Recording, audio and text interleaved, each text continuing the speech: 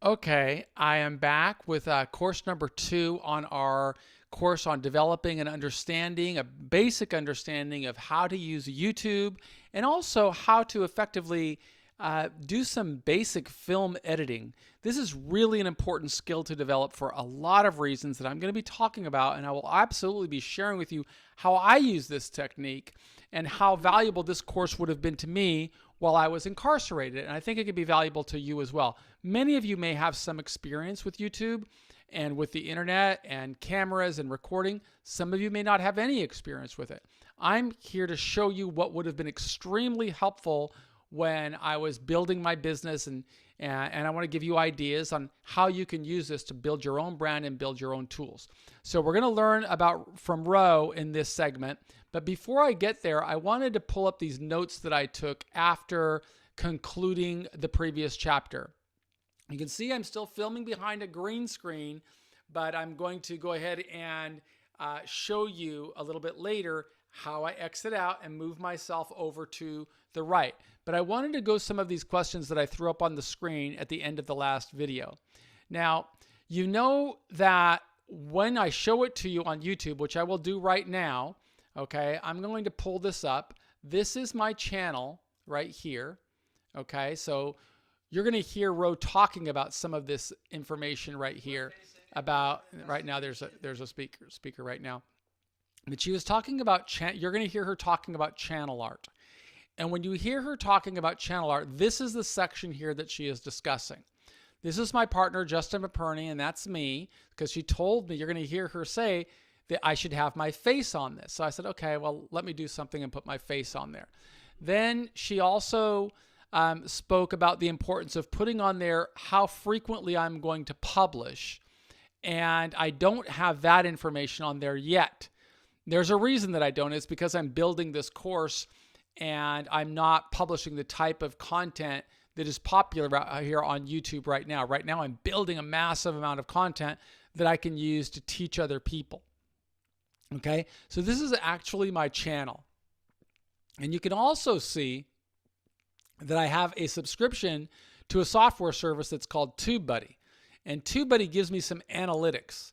Like you can see here, since I started this channel, and you can see when I started this channel by clicking this tab right here, About.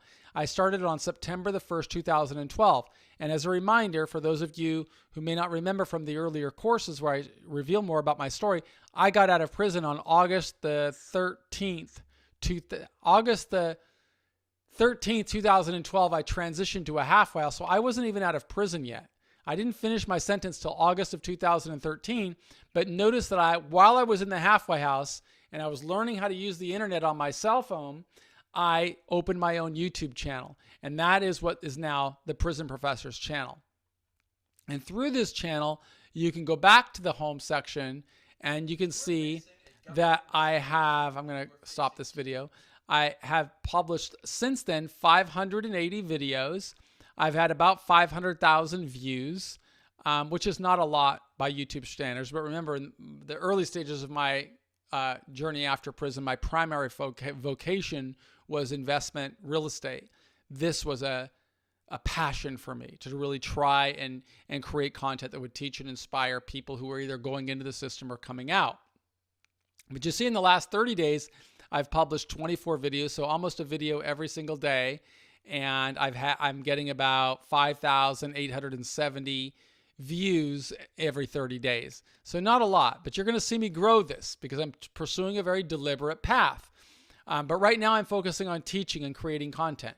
If you go to the videos section here, okay, you see all of the videos that I create.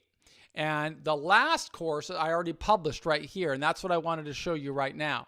If I click on that link, okay, that's the previous course. But now here is where we're talking about the title, okay? Oh, look at that. Somebody left a comment. I just published this a couple hours ago. I'll write a comment in response. I'm filming an entire series to teach and inspire people in jail and prison. I know these tools will be useful to them. Thanks for your support. Notice how you'll always see me do that. Whenever somebody takes the time to leave me a comment, I'm going to follow up and leave a comment to this person, whoever that person is. I don't know who she is. I don't know how she came into my channel, but I'm using this as a tool to bring value, to give something away for free. But the point I wanted to show you here is you're going to notice me using some of the techniques here that I have already learned from Ro. This is where I am just giving the title, and you can see that I've put it right here, How to Teach People in Jail and Prison How to Use YouTube, Part 1. Actually, I think I'm going to change that title. I don't want it to be course, so I can go right into analytics here and change it to How to Teach People in Jail and Prison How to Use Part 1. Okay, course, I'll just write here, course, Part 1. That's better. Save. And now that's the back end.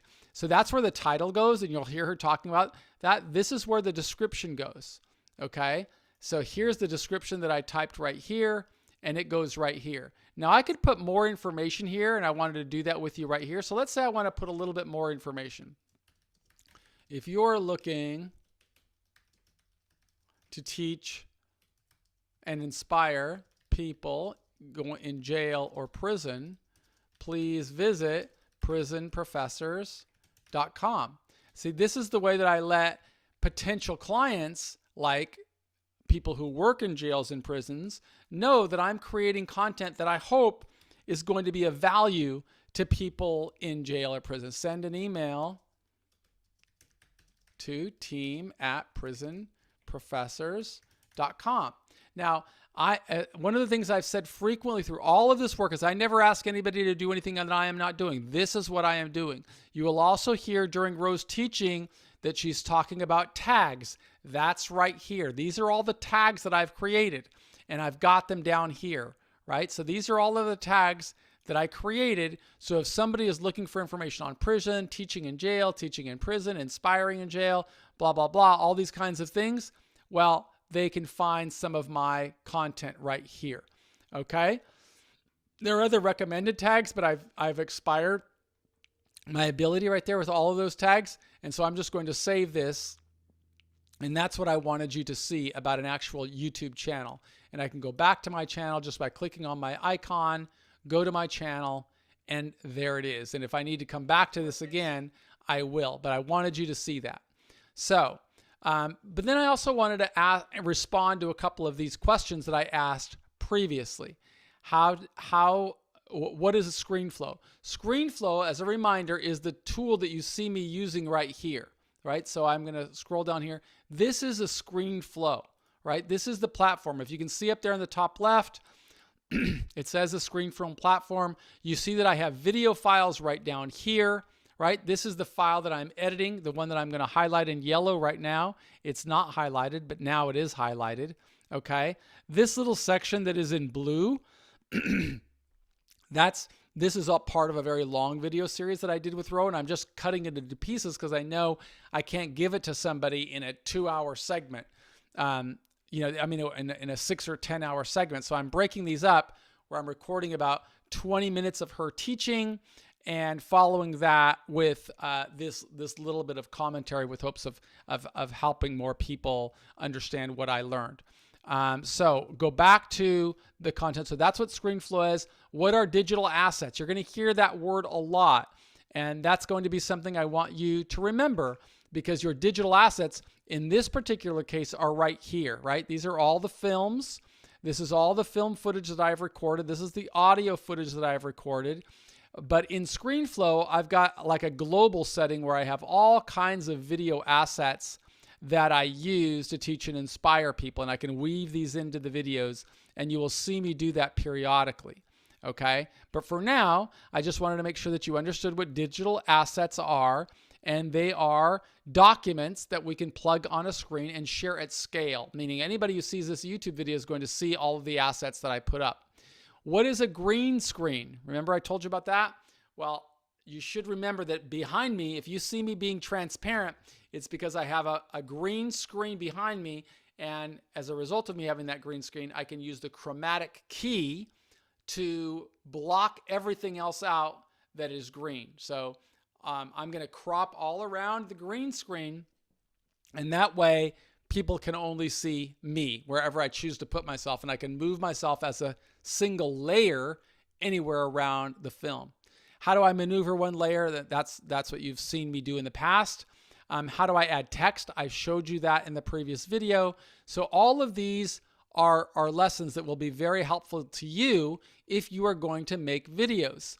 What else did she suggest in this video that I think maybe I should save this for the end of the video, of Ro's video, and then make a follow-up? But I just wanted you to be aware of a few of these things, because she's going to be talking about channel art in here, and I wanted to show you the channel art. At the end of the video, I will show you how I go and make or create channel art as well. She gave us her techniques. I will pull those up at the end of the video. So for now, I'm just going to let go and let you listen to Ro. Thanks.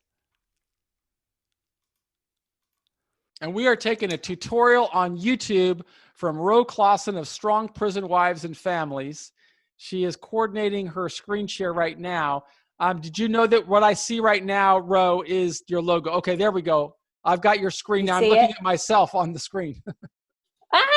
Okay, so let me just pull this up. Great. Can you see that? I do. You're sharing a full screen right now. Perfect. Okay, so we're just calling this Cracking the YouTube Code. And because I authored my one and only book called The Comeback Code, so we're sticking to that theme. Excellent. So we're going to start with content research. Let me just say something for the students of the class right now. What she's showing us, is this done in PowerPoint? Did you build this in PowerPoint, Ro? This is done in the Google. It's in the Google version of PowerPoint, so it's like a Google document, but Google on their slides version. So it's great. But I want you in the classroom who are watching this, notice that she's got colors and fonts, and these are things that you're going to want to be doing. So take note of everything that she's teaching us, including the mechanisms that she uses. So I just want you to see that, because these are things that I notice and look for as I'm learning, and I want to point these things out. So continue. You're already ahead of the game because I have stuff about that in there. Okay. So let's start with setting up your channel, which we know that you've already have yours set up, but naming your channel, you want to use either your personal name, like I do, Ro Clausen, or your business name, which would be something like Michael has, Prison Professors, or some sort of a handle, which would be a social media persona. Now, here's a tip. You want something that's easy to remember, because let's say I named my channel this really long, crazy word that I have written right here, Ro Clausen, with this @ symbol and a number sign and all these numbers at the end, rules, SZ. I was just kind of plugging in numbers. How many people would be able to repeat that back to me? Could you repeat that back to me, Michael, without even looking at it? No, I could not. No. And even if you did once, you're not going to be able to remember it tomorrow. So let's say Michael is talking to his friend, or he goes in to visit somebody and he says, hey, there's this girl, Ro Clausen, she's on YouTube. You should look her up. Oh, I can't tell you her channel name because I can't remember it. It's really long and crazy. So you'll miss opportunities for your channel to be shared, or for people to find you if you do something long and crazy. But that doesn't mean that it can't be something that's catchy and isn't necessarily your personal name, like Strong Prison Wives and Family, Help Free Adam, Prison Professors. Those are all really good examples of easy to remember handles. Now, your channel art is that bar at the top of the screen. So that is going to be your first impression. You want to make it a good one.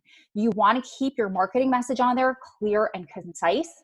You want to match your marketing message and your brand colors. You want to either add your logo or your face. So Michael, I always tell everyone you're the OG prison author. People probably know you by your face. You have this incredible comeback story. So it might be a really good idea for you to add your face as well as your logo mixed with your brand colors and all of that stuff on your banner, because people recognize you by your face. Okay. You want You want to add how often you upload. So are you going to upload every Monday? Are you going to upload Monday, Wednesday, Friday, Thursday, Saturday? Once you figure that out based off of your analytics and when people are watching you and your own personal schedule, which we'll get to in a little bit, then you will come up with an upload schedule. And so when people go to your channel and it's their first time there and they see that banner first, front and center, first thing they see, it's their first impression, let them know, hey, you can expect videos from me every Monday, Wednesday, and Friday. It's written right there. They don't have to search for that. Ro, let me ask you a It'll question. also appear this. Sure. Let me ask you a question on that. So one of the things that I do is I publish like a lot, right? And there's a reason that I do, and it's because they're really just authentic, real-time conversations or what I'm doing, because I create like this 10-day execution cycle. And so it'll be a daily journal, and every day I'm showing you, hey, this is how I build, this is what I'm doing. Like this, for example, this lesson that I'm doing right now will be a part of a course and part of a documented source. And this is how you work hard. You have to learn, you have to invest in yourself, and you have to build. And I want to record that in real time so that when I take it into a prison, people don't have access to it. I want them to be able to see, like I can take a snapshot of the whole YouTube page and say, do you see I'm publishing every day? So when you say publish, give a schedule, if I'm publishing every day, but it's not at a given time, like I've published today probably already 3 or 4 times, would I say just every 24 hours you can expect at least one video? Yeah, and it doesn't have to be specific down to the hour or the minute or even a very, very specific. For example, you could say publish daily, and then you could throw your personality into it. You want it to be something authentic to you. But if it was me, I can kind of be funny and quirky, and I could say publishes daily ... when real life doesn't get in the way. Something like that, and it doesn't have to, whatever works for you. And put that right on the channel art. Right, correct. Yep. Okay. And I'll show you an example. I will show a picture of this. I'll show a picture of Ro's channel art, or you'll probably share it at some point. But I've done it in other videos already. She's just got a great tool. So we'll follow that advice. Cool. Okay. So you also have to take into account that this channel art will appear differently on different devices. So you have a certain amount of space, but on a mobile screen, on a phone, on an iPhone, you have this much space. And then on a desktop computer, on a laptop computer, and then some people, a lot more frequently now with smart TVs, people are actually watching your YouTube videos on their TVs. So they're going to see more of your channel art. So just make sure the meat and potatoes, the I publish every day, your face, those kind of things are in the middle. And you could see on the back end of YouTube, when you go to upload that banner, there'll be specs. And it'll literally say, you can click on this to see how it appears on a TV screen. You can click on this to see how it appears on a mobile device. So just keep that in mind when you're creating your channel art. A great piece of software that I use is called Canva. It's free. I have the link in here. Let's see if I can click it and it'll show up on the screen. Yeah, it will. So it's canva.com. You can design anything like they say, and there's templates right here. So I could just search YouTube channel art right here. And that is going to be the exact specs for you. And what's really cool about this is they have, let me move this out of the way, they have templates for you if you want to choose. But remember, something like this autumn lookbook, this is sized to, let's say, a TV screen. That's the biggest. So here and here might get cut off. So you just want to make sure this autumn lookbook I would put it right in here, somewhere in there. I actually, on my work computer, have an image that is broken down to exactly where you want the stuff. And Michael, I'll send that to you so you can put that in here and add it for people to just kind of plug and play. Also, when I was setting mine up, I could not get it. Go ahead. No, I said great. Thank you. Okay, cool. You're welcome. So I could not get mine right for the life of me. So I went to a website called Fiverr, which you can hire people to do things just like this for you for a minimum fee. So let's show you that site. Fiverr, what you're looking for right here in the box, I would say YouTube channel art.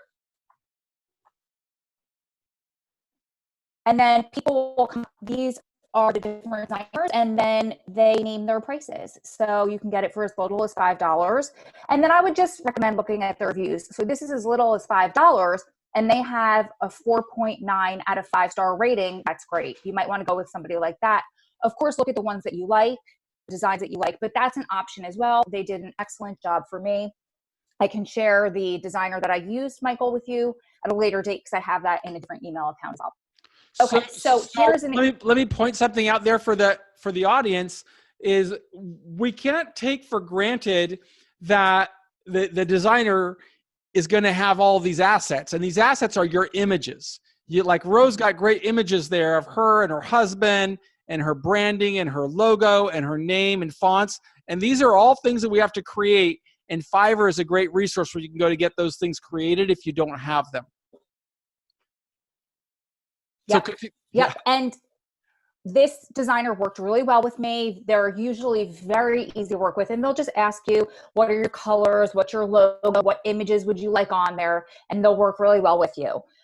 So a tip is, try not to add irrelevant phrases or images that somebody new that just lands on your channel for the first time won't know about or understand. So mine is an example of what not to do. I actually learned this after I got my channel banner made, and I had already paid for it. So it's just kind of dragging my feet about fixing it. But something that I say at the end of all of my videos is, stay strong, love strong, you're one day closer. Now, if nobody knows anything about me, this picture, you can't really tell he's in prison. There are handcuffs there, but on a mobile device, where I think 70% of people are watching YouTube from their mobile devices, those handcuffs are cut off. So nobody knows who I am, what my channel is about.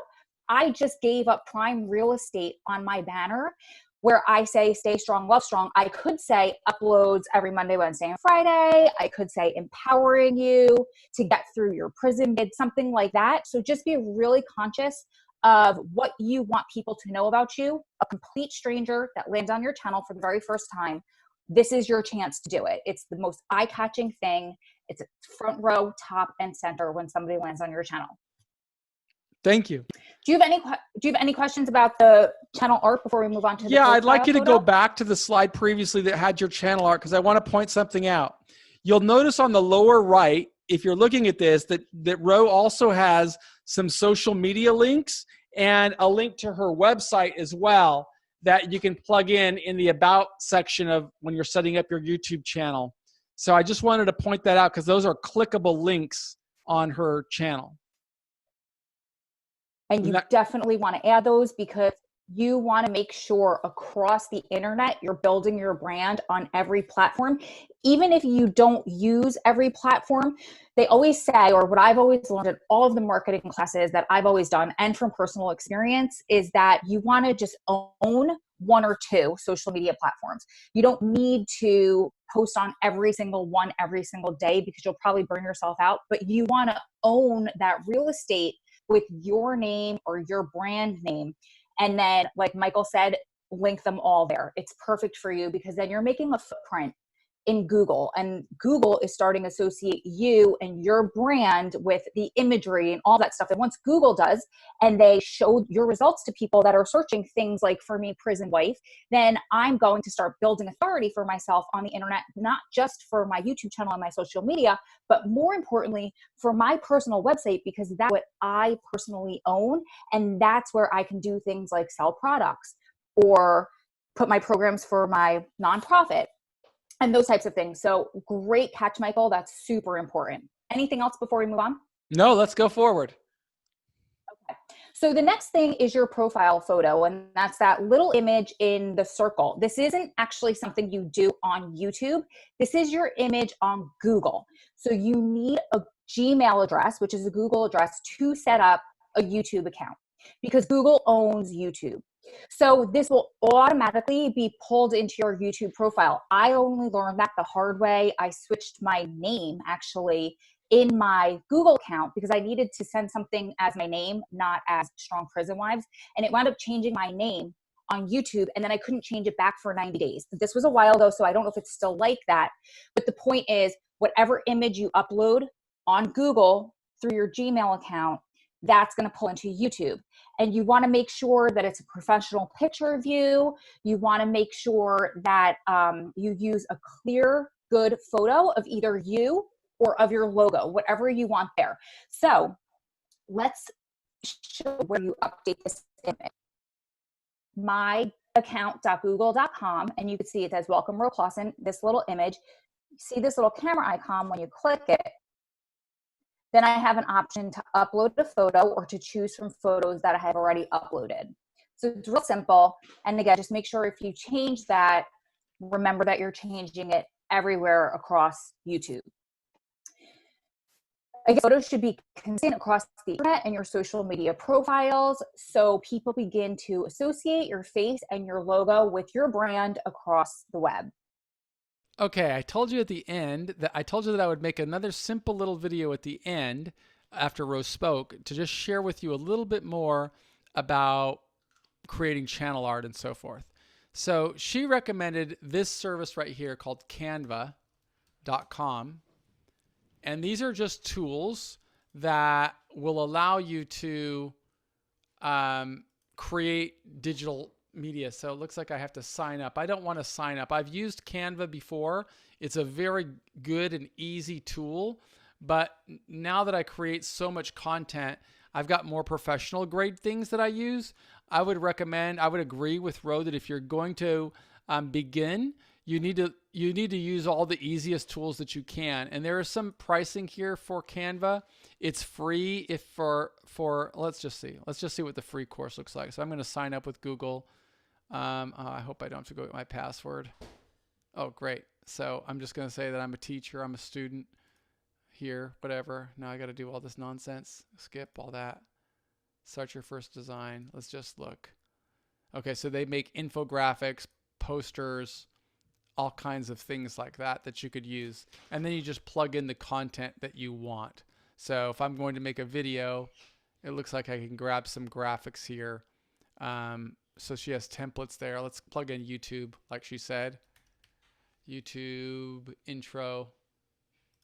Okay, and these are things that you can grab. And then you can just, modify this text right here. So let's say if I wanted to do this right here, I could do prison professors, right? Whatever. You could do anything you want, right? And then you could change all kinds of things. So this is a pretty effective tool. Replace current page, that's fine. So I could use this if I wanted to, right? And then I could just change that. If that's too big, I could change that to maybe 100. And there it's smaller and now it fits, and I can maneuver this around. So I don't have a strong design background, but with this it allows me to move things around pretty easily. So you see, that's a pretty good tool, Canva, that she recommended. Since I have more professional grade tools, I will use things like InDesign or Photoshop. They're higher end. Truthfully, I don't know how to use them all, but there are things that I use this for to create. Like if I'm going to create YouTube channel art, okay, I'll click it right there, and there's the channel art that I created. If I want to change that right now, I can by just simply going in here to where did I put that channel art? Let me see. That's the problem with me, is I've got so many files. Sometimes I forget where I put them all. So I'm going to try and go see if I can find it. Images, JP and me. I think it's right here. TEDx photo. Yeah, I'll use that photo. So there's a photo that I want to replace this one with. So now I'm going to use that one. I can change that really quickly to scale so it fits appropriately. And you're going to see me make this change right now. So I've got us, but we're standing in front of a TEDx sign, which is kind of recognizable. It shows us as authority figures here, or at least that's what our goal is. So I could take that one, and now I'm going to export it, file, export that file and I'll plug that in on the iCloud. I'll plug in my file here under images, JP and me, and source, and I'll just call that right there. I'll call that TEDx channel art. I could change this as many times as I want. So I'm going to change this text channel art. I know right where it is, and export. There it is. Now that file is going to be there. So if I go back to this YouTube channel where I was before, right here, I can just click on that image right there, select a photo from your computer, and go to the place where I just stored that file. And there it is, TEDx channel art. It doesn't show up on this, but it should show up here. Let's see if it does. Select. Let me see. Is that showing up? No, actually it didn't show up.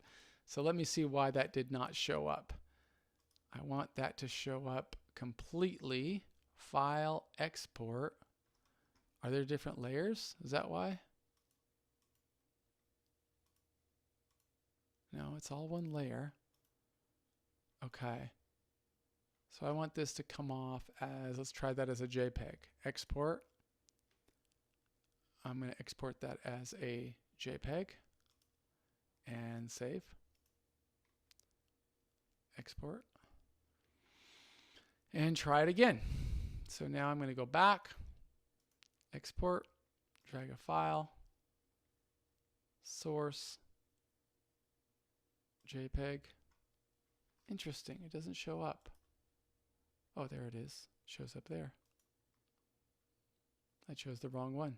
That's why it didn't show up. Now it shows up, select, and there it shows up. So now I've got TEDx. We're standing in front of a TEDx sign, kind of cool. And that's what people will see when they visit my channel. So that's how I create channel art. Was there something else I wanted to show? I wanted to talk a little bit about what Rose spoke a lot about, the importance of making a first impression. And so this is the impression that I want to leave, is that we help people with court, sentencing, or prison. I want to match the marketing message. You can see that these colors match my website at prisonprofessors.com. So if I go to prisonprofessors.com, I've got similar colors, similar fonts, similar information. So I think that if people go to both, they recognize us as a coherent brand. Okay, so it wasn't that one, it was this one. So that's important. What else did she say? She said frequency of upload. I'm not writing how many times I publish, because I'm publishing way more now than I intend to publish once I get all of this work done. Use the video in real time. I've shown you this. Mobile friendly. Notice what she had said, that you want to make sure that this can be seen on a phone as well as a computer, because 70% of the people, she said, get access to this content on their mobile phone. Let's see. She also spoke about the Google and YouTube connection. YouTube is owned by Google, and so these are the two biggest search engines on the planet. So people are always going to find you through here. In the next video, I think what I'm going to do, I plan to do it on this one, but I think this is getting a little bit too long. I'm going to show you some of the tools that I use to create all of my things. So I'll start off the next video talking about my camera, my computer, my microphone, the software that I use, and I will of course put that in the notes so that when you have your handouts, you'll have this information for you as well. This is, I'm not a salesperson for these places. These are just the things that I use to build my business. And I think you could be using them as well. Good luck.